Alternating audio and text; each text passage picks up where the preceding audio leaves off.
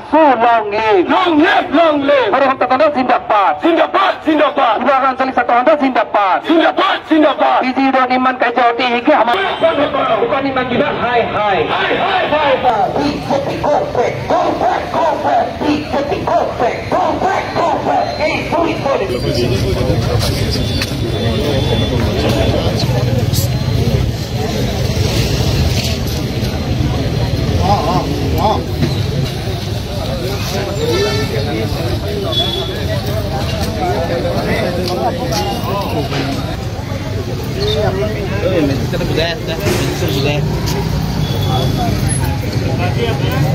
পথ নাজিৰা সংযোগী মূল পথ আমাৰ শিৱসাগৰ চহৰ সংযোগী এই পথটো নিৰ্মাণৰ ঠিকা 2022 চনৰ পৰা আৰম্ভ হৈছে আৰু আজি পৰ্যন্ত এই পথটো সম্পূৰ্ণভাৱে নিৰ্মাণ সম্পূৰ্ণ নহল আৰু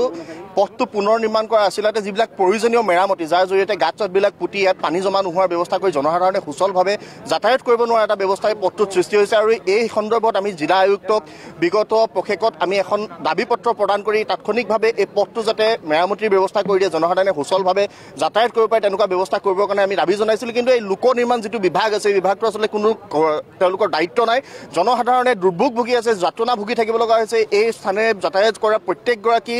ব্যক্তিয়ে এই ৰাস্তাটোৰে যাওঁতে দুৰ্ভোগ ভুগিব লগা আছে কিন্তু ৰাইজৰ দুৰ্ভোগৰ প্ৰতি তেওঁলোকৰ কোনো কাণখাৰ নাই সেইবাবে শিৱসাগৰ আঞ্চলিক ছাত্ৰ সন্থাই আজি আমি এই পথ অৱৰোধ কাৰ্যসূচী ৰূপায়ণ কৰি আমি লোক নিৰ্মাণ বিভাগ আৰু অসম চৰকাৰক সকীয়াই দিব খুজে জনসাধাৰণক লৈ হেতালি খেলা তেওঁলোকে বন্ধ কৰিব লাগে আৰু এই চৰকাৰে যিটো ৰাস্তা ভূমি অধিগ্ৰহণ কৰা আছিল আজিলৈকে ধন মুকলি কৰি দিব নোৱাৰাৰ কাৰণে বহু লোকে নিজৰ মাটি এৰি দিয়া নাই যাৰ বাবে ৰাস্তাৰ কাম বহু স্থানত ৰৈ যাব লগা হৈছে এই সকলোবিলাক বিষয় নিষ্পত্তি কৰি যিগৰাকী ঠিকাদাৰ ইয়াত দায়িত্ব লৈছে তেখেতক অতি শীঘ্ৰে পথটো নিৰ্মাণ কৰাৰ ব্যৱস্থা কৰিবৰ কাৰণে বাধ্য কৰিব লাগে এই ক্ষেত্ৰত জিলা প্ৰশাসনৰ প্ৰত্যক্ষ হস্তক্ষেপ আমি কামনা কৰিছোঁ আৰু আমি দাবী জনাব বিচাৰিছোঁ যে চৰকাৰে অতি শীঘ্ৰে যাতে গোটেই ব্যৱস্থাৱলীটো কৰি এই ৰাস্তাটো পুনৰ নিৰ্মাণ কৰি ৰাস্তাটো মেৰামতিৰ ব্যৱস্থা কৰি জনসাধাৰণে সুচলভাৱে যাতে যাতায়াত সম্পাদন কৰিব পাৰে এই পথেৰে আৰু অতি শীঘ্ৰে আজি পুনৰ নিৰ্মাণ কাৰ্য সময় নিৰ্দিষ্ট কৰ্মপথাৰ শেষ কৰিবৰ কাৰণে দাবী জনাইছোঁ আৰু শিৱসাগৰ সমষ্টিৰ যিগৰাকী বিধায়ক য'তে ত'তে তেওঁ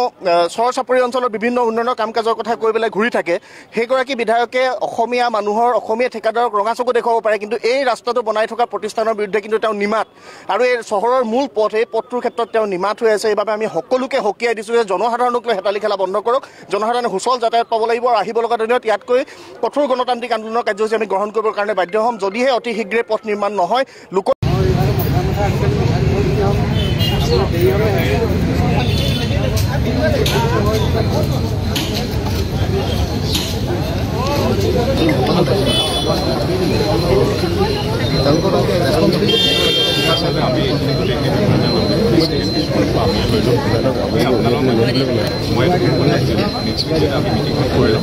আমি